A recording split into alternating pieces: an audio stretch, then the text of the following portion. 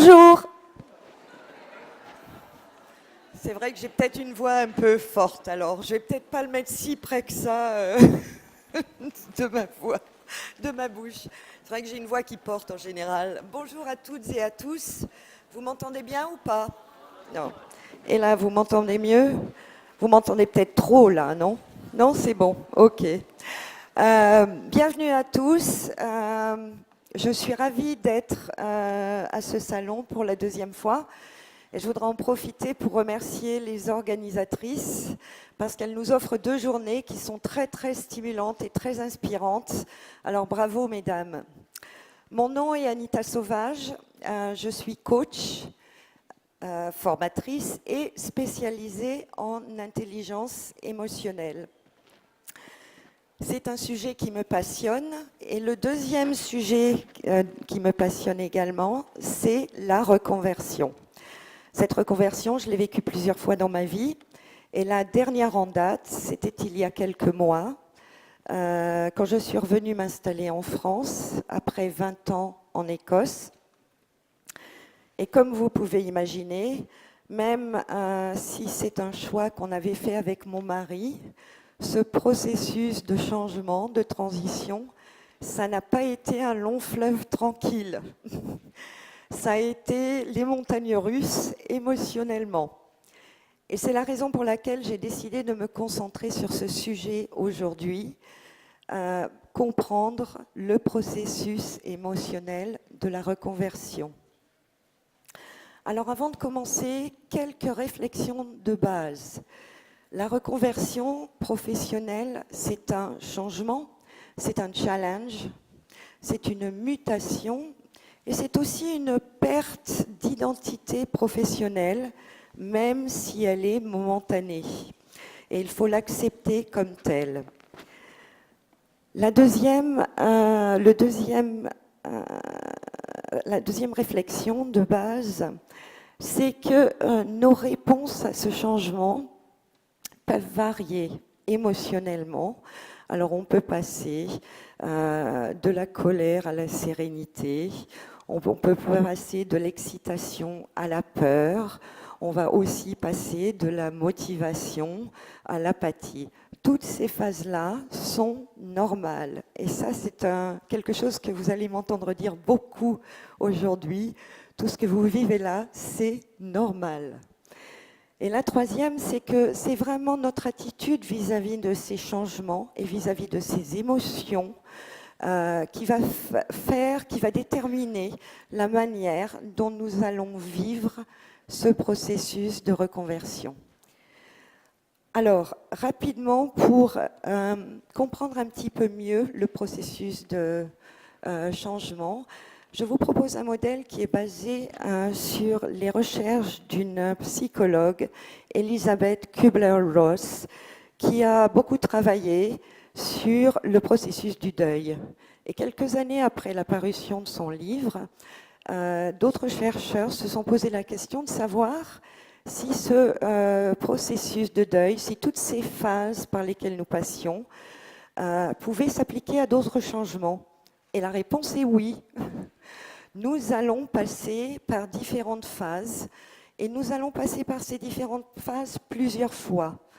Ça va passer du déni au choc, au doute de soi, parce que ça, c'est vraiment une phase qu'on va vivre en reconversion assez régulièrement. On va avoir aussi des phases plus optimistes, d'acceptation, d'intégration.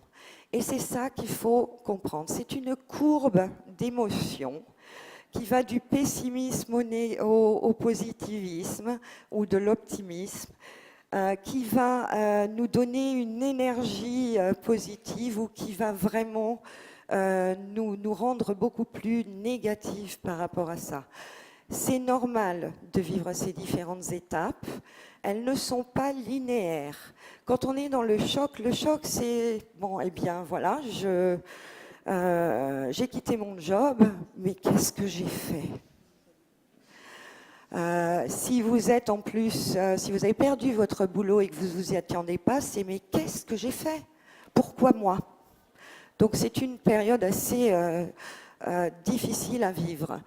Le déni, ça va être la période où finalement on se dit « Oh mais non, finalement, rien n'a changé, tout va bien ». Donc on se met la tête dans le sable un peu, vous savez, comme les autruches. Et évidemment, on va se sentir un petit peu plus positive, mais ce n'est pas forcément un optimisme qui est informé. C'est juste, oh, je vais passer à autre chose plus tard, je ne vais pas y penser maintenant. Nous allons avoir aussi ces périodes de doute de soi, où on va se dire mais j'y arriverai jamais, de toute façon, j'aurais jamais dû faire ça, mais qu'est-ce que je vais faire, je suis pas sûre que j'ai les compétences pour le faire, je suis pas sûre que je suis capable d'être auto-entrepreneur. Toutes ces questions qu'on va se poser et qui vont affecter notre confiance en nous, toutes ces frustrations, ces colères, cette anxiété, qui souvent est liée à l'incertitude de notre futur. Et puis heureusement, il y a des phases qui sont beaucoup plus agréables, comme celle du recadrage, où là on commence à se dire ben, finalement, c'est peut-être pas si mal. Finalement, je vais peut-être apprendre quelque chose de bien sur moi-même, mais aussi je vais peut-être pouvoir développer d'autres compétences. C'est peut-être une super opportunité, et après tout, je ne suis pas plus nulle qu'une autre. Et je peux me prouver quelque chose. Et puis vous avez ces phases de renouveau qu'on appelle l'acceptation et l'intégration, où là, en effet, vous allez être capable d'à nouveau vous projeter dans l'avenir, d'être capable de voir votre future carrière d'une manière beaucoup plus positive, où la confiance en vous va commencer à revenir, où vous allez vraiment prendre votre temps pour réfléchir sur vous-même, sur aussi vos forces, vos qualités, parce qu'elles ont toujours été là, mais dans certaines phases, on n'en est plus si sûr que ça. Et quand on arrive dans ces phases de renouveau, c'est là où on peut à nouveau avancer. Ok, 5 minutes.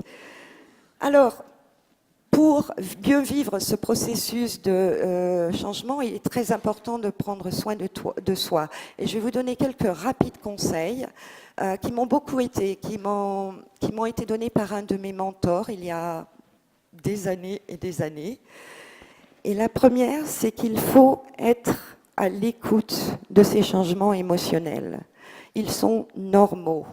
Il est vraiment important pour vous de pouvoir les nommer. Parce que si vous êtes capable de nommer ces émotions que vous vivez, ces phases que vous vivez, vous allez pouvoir réduire vos peurs, vos craintes.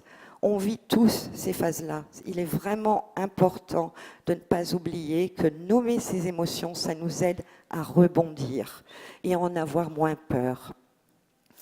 Partager avec ses proches, c'est aussi important. Alors quand je parle de proches, c'est pas forcément votre famille, particulièrement si votre famille elle est aussi stressée que vous.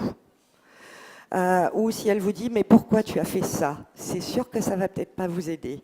Mais vous allez pouvoir trouver des personnes ou une amie ou une personne extérieure qui vous aide, ou des événements comme celui-ci pour vous rendre compte que finalement vous avez bien fait de le faire et puis qu'après tout c'est votre vie à vous, avant tout, et c'est votre bien-être et votre bonheur à vous. Mais savoir en parler, c'est important parce que si on n'en parle pas, parfois ça va nous amener à prendre des décisions qui ne sont pas les meilleures pour nous-mêmes. La patience, c'est vraiment important. Okay, vous allez être en montagne russe. Je l'ai été moi-même. Je continue à l'être de temps en temps. D'ailleurs, il y a quelques personnes dans la salle qui peuvent le confirmer et qui m'ont vu avec oui, ces petites montagnes russes régulièrement. Mais il est vraiment important d'être patient et d'accepter le fait que ces changements-là que vous allez vivre, c'est normal, tout le monde les vit. Il y a des gens qui vont le vivre plus rapidement que d'autres, il y a des gens qui gèrent le changement plus facilement que d'autres, et ça ne veut pas dire qu'il y a une bonne ou une mauvaise réponse. Donc surtout, n'hésitez pas à le vivre et à être patiente. Se faire aider, c'est aussi très très important. Parce que se préparer à ce qui va arriver, même si on s'est préparé psychologiquement à ce changement, le vivre, c'est pas du tout la même chose. Hein. On s'est mis des idées dans la tête et puis d'un seul coup, ben voilà, j'ai plus de job, j'ai un nouveau projet, je sais pas où je vais.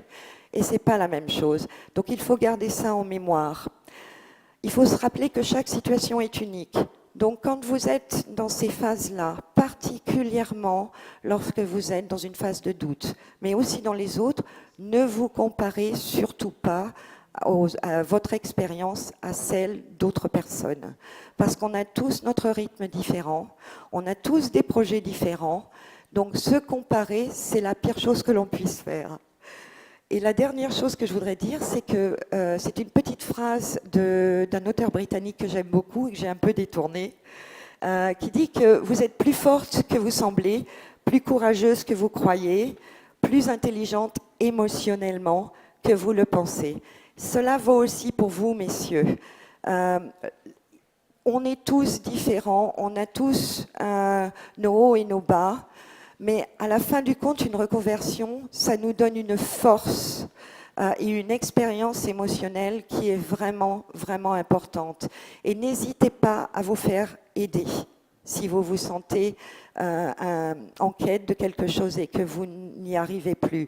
Je suis coach, je suis spécialiste de l'intelligence émotionnelle, je suis passée par des périodes de doute, je passe encore de temps en temps par des périodes de doute, et moi-même, malgré mon expérience, je n'hésite pas à me faire aider, et j'ai moi-même un coach, et je n'ai aucun problème pour le dire, parce que c'est ça qui est important. Si on ne se fait pas aider à des moments cruciaux où on a l'impression d'être bloqué et de ne plus arriver à gérer ça, c'est souvent le manque de confiance en nous-mêmes, c'est souvent dû à notre doute de soi ou à notre frustration.